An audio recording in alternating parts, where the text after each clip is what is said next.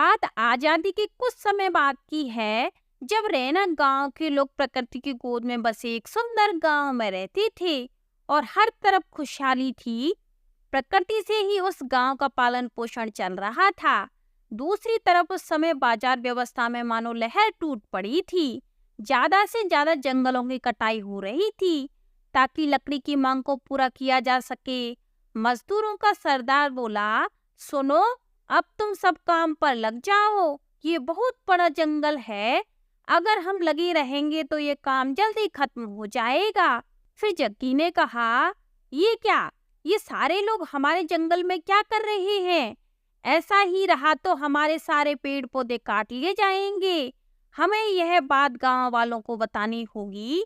वो तुरंत भाग के गांव में चला गया और गांव की आपातकालीन स्थिति में बजने वाली घंटी को बताने लगा।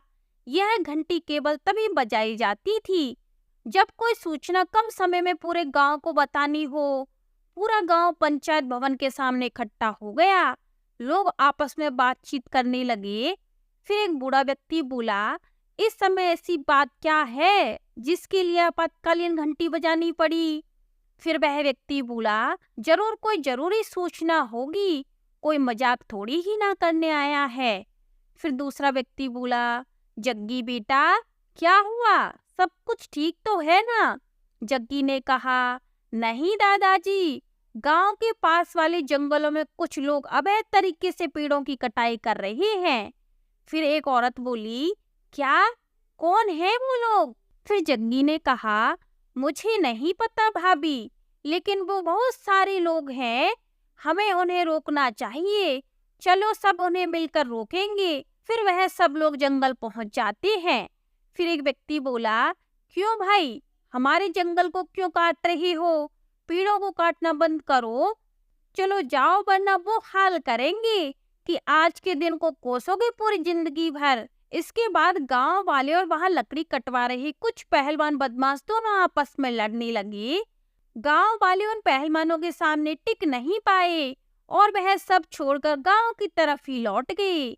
फिर एक आपातकालीन घंटी बजाई गई। फिर एक औरत बोली, आप सब ठीक तो है ना? ये आप सबको क्या हो गया है? फिर एक व्यक्ति बोला, उन लोगों ने हमारे साथ बहुत मारपीट की है, अब हम क्या करें? उन्होंने तो कई सारे पेड़ काट दिए हैं। फिर एक बूढ़ा व्यक्ति बोला, हमें जमींदार जी के पास चलना चाहिए, हम उनसे विनती करेंगे तो वो हमारी मदद भी करेंगे। फिर एक व्यक्ति बोला, ठीक कहा चाचा जी आपने, हम सब कल मिलकर उनके पास जाकर उन सब के बारे में बताएंगे। अगली सुबह सभी एक साथ जमींदार के पास पहुंच जाते हैं। जमींदार ने कहा, आप सब यहाँ? गांव वाले बोले, प्रणाम जमींदार साहब। फिर जमींदार ने कहा, प्रणाम, कहो कैसे आना हुआ? फिर एक बूढ़ा व्यक्ति बोला, जमींदार साहब, कुछ पहलवान हमारे गांव की जंगलों को काट रहे हैं, वो बहुत ही ताकतवर हैं, हम अकेले उनका सामना नहीं कर सकते। जमींदार ने कहा, आप सब चिंता मत करिए, मैं देख लूंगा उन सबको। फिर जमींदार ने कहा, जाओ तुम लोग और उन लोगों को पकड़ के लाओ जो हमारे जंगलों को काट रहे हैं। फिर जमींदार ने कहा, आप सब अब बेफिक्र होकर अपने घर जाइए, मेरे होते हुए फिक्र मत करो।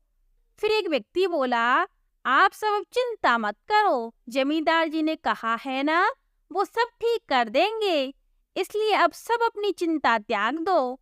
उसके बाद सभी अपने कामों में लग गए।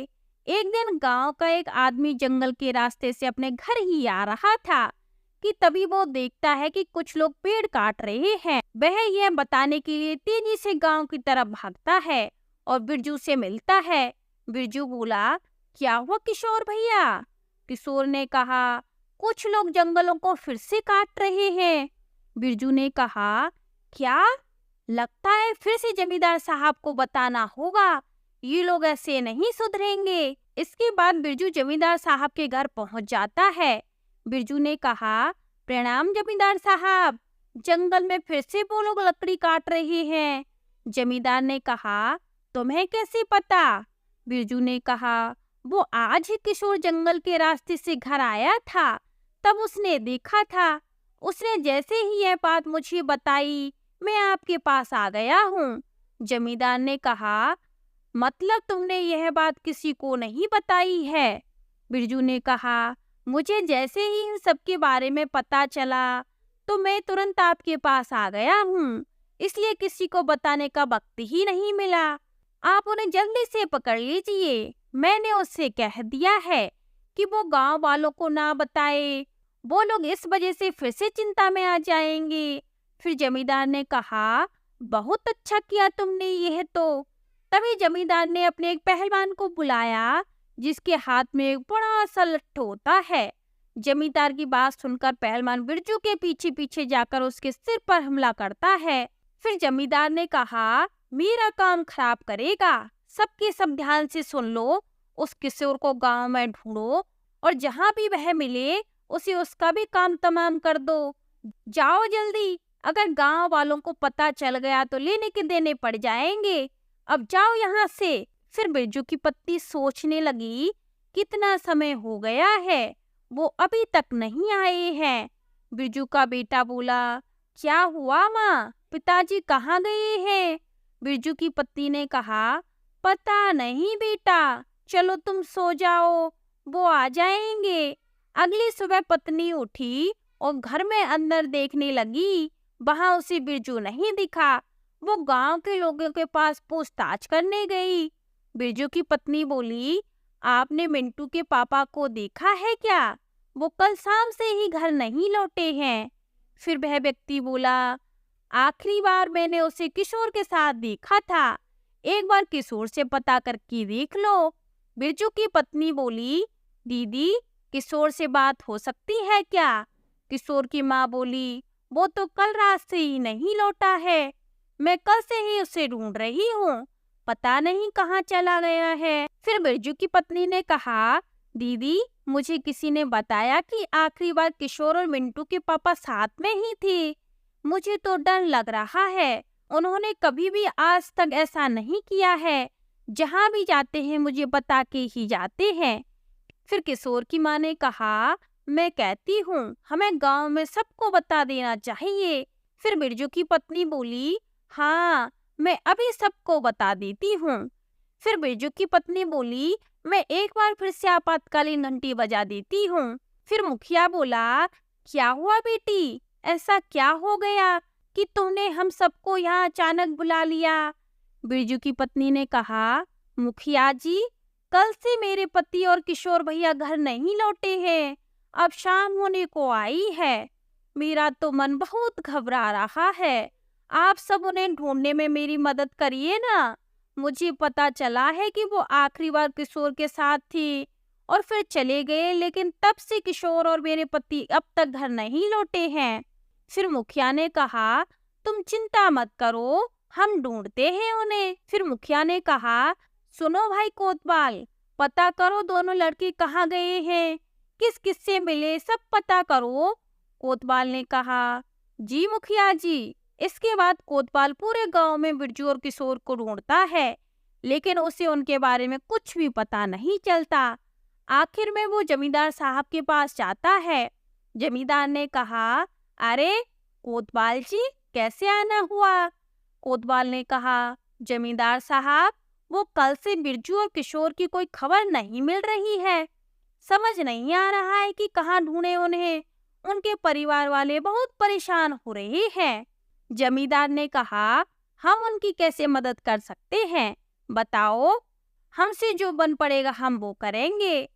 फिर कोतवाल ने कहा, मुझे बस यही कहना था कि अगर आपने कहीं देखा हो तो उन्हें आप हमें बता दीजिए, ताकि पता चल सके कि वो दोनों कहाँ गए हैं। फिर जमींदार ने कहा, नहीं कोतवाल जी, हमें कहाँ से उन दोनों की खबर होगी। हम तो अपने काम में ही उतनी उलझी रहते हैं कि हमें तो हमारी ही खबर नहीं रहती। तो उन दोनों की खबर कहाँ से होगी भला? पर अगर कुछ पता चला तो उन दोनों के बारे में हम तुम्हें जरूर बताएंगे। इसके बाद कई दिनों पूरा गांव दोनों को ढूंढता रहा, लेकिन उन दोनों का कोई भी पता नहीं चला। एक दिन पता करते करते जब कोतवाल पास के गांव से उन दोनों की पूछताछ करके जंगल के रास्ते से लौट रहा था, तभी उसे वो पेड़ों की कटाई की आवाज सुनाई देती है। वह उस आवाज का पीछा करता हुआ पेड़ के पीछे सब कुछ देखता है और शांति से वहां से निकलकर गांव पहुंच जाता है। कोतवाल ने कहा, मुखिया जी, कुछ लोग फिर से जंगल को काट रहे हैं। मैं जब आसपास के गांव से पूछताछ करके जंगल के रास्ते से वहां से लौट रहा था, तभी मैंने उन्हें पेड़ों को काटते हुए देखा है। इसलिए आप सभी को बताने के लिए मैं जल्दी से यहाँ आ गया हूँ। फिर मुखिया ने कहा, बहुत सही काम किया है तुमने। चलो अब उन सबको हमें ही वहां से हटाना होगा। वो जमींदार तो कभी भी किसी का काम नहीं कर सकता, लालची कहीं का। चलो सब। फिर एक व्यक्ति बोला, हाँ चलो सब। आज तक केवल हमने इस जंगल से कुछ ना कुछ लिया ही है, आज इसे देने की हमारी बारी है और हम अपना ये कर्तव्य जरूर निभाएंगे। सुनो भाइयों, अब हम सबको एक होना होगा। फिर एक औरत बोली, आपने ठीक कहा भैया, हम अपने गांव की रक्षा करेंगे और इन जंगलों को कुछ नहीं होने देंगे। धीरे धीरे सबने एक साथ जंगलों को बचाने का फैसला किया और सबके सब जंगल की ओर चल पड़े। गांव के सभी लोग एक पेड़ से लिपट जाते हैं ताकि किसी भी पेड़ को काटा ना जा सके। मजदूरों का सरदार बोला, तुम सब यह क्या कर रहे हो, निकलो यहाँ से। फिर एक व्यक्ति बोला, हम इन पेड़ों को नहीं छोड़ेंगे। फिर मजदूरों का सरदार बोला, तुम सब ऐसे नहीं मानोगे। मजदूरों का सरदार बोला, इन सबको तब तक मारो जब तक ये सब यहाँ से भाग ना जाएं। सबने मिलकर उन सबको बहुत मारा, बुरी तरह मारा। खाने की वजह से कुछ लोगों ने अपने प्राण वहीं छोड़ दिए। फिर मजदूरों का सरदार कहने लगा, लगता है हमने इन्हें ज्यादा ही मार दिया है, यहाँ से जल्दी चलो, नहीं तो अगर किसी ने हमें यहाँ देख लिया तो मुश्किल हो जाएगी। फिर पहलवान बोला, अब हम यहाँ क्या करें, अगर हम पकड़े गए तो? फिर मजदूरों का सरदार बोला, करना क्या है, घर चलो सब, रात को वैसे भी जंगली जानवर आकर इन्हें खा जाएंगे। उन सबके जाने के बाद वहाँ बंदेवी प्रकट हुई। बंदेवी बोली, उठो मेरे बच्चों। बंदेवी ने अपने हाथ को एक टहनी में बदला और टहनी ने अचानक से एक फूल का रस निकालकर उन सबके मुंह में थोड़ा थोड़ा डाल दिया। बंदेवी बोली, उठो मेरे बच्चों। सबको धीरे धीरे होश आने लगा और घाव भी ठीक होने लगे। फिर एक व्यक्ति बोला, आप कौन हो देवी? बनदेवी ने कहा, मैं बनदेवी हूँ, इन बनों में मेरी प्राण बसती है और तुमने अपने प्राणों की परवाह न करते हुए मेरे प्राणों के लिए अपने प्राण तक दांव पर लगा दिए। अब ये लड़ाई तुम अकेले नहीं लड़ोगे, तुम्हें जब जब प्रकृति की जरूरत होगी प्रकृति स्वयं ही तुम्हारी मदद करने आ जाएगी। उसके बाद वो गायब हो गई। कुछ देर बाद जमींदार और उसके आदमी वहां पहुंच गए। जमींदार ने कहा, तुमने उन सबको वहां क्यों छोड़ दिया? अगर किसी को पता चल गया तो खामखा हंगामा हो जाएगा। वहां पहुंचते ही सब लोगों को जलाना है, समझे? कहाँ छोड़ा था तुमने उन्हें? फिर पहलवान बोला, बस थोड़ा और आगे सरदार, वो सब वहीं पड़े होंगे और जंगली जानवरों ने खा भी लिया होगा। वो सभी थोड़ा और आगे चलते हैं। फिर पहलवान बोला, यही जगह थी मालिक।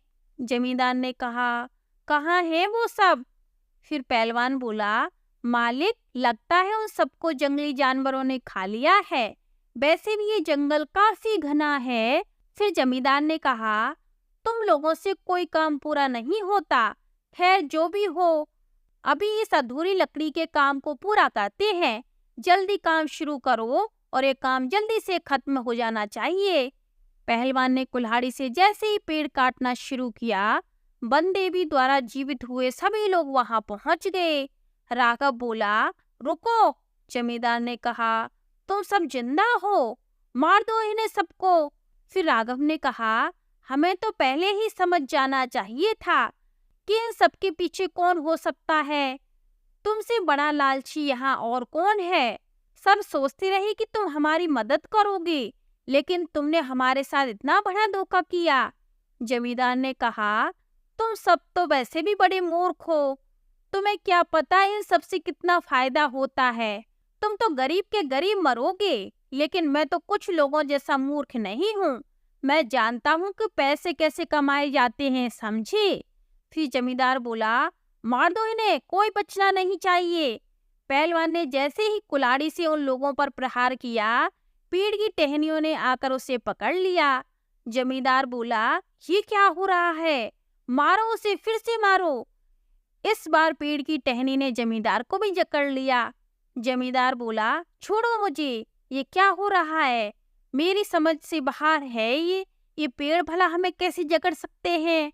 फिर राघव ने कहा, क्यों छोड़ें तुम्हें, बताओ, तुमने छोड़ा इन जंगलों को।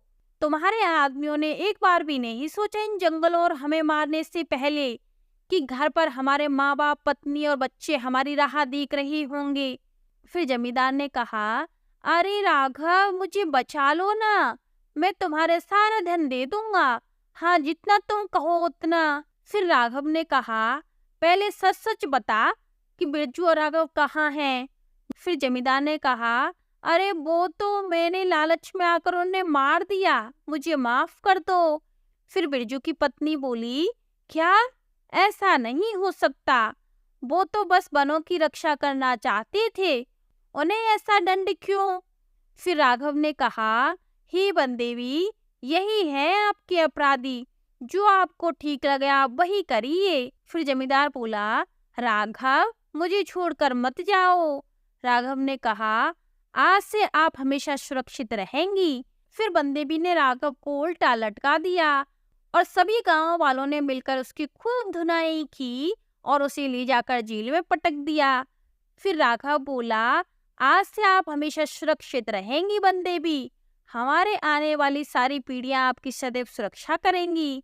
इसके बाद से रैनी गांव के लोग वनों की सुरक्षा के लिए हर संभव कार्य करने लगे और लोगों को जागरूक करने लगे और जंगल हमेशा सुरक्षित रह सके। फिर वहां के लोग हमेशा हंसी खुशी रहने लगे।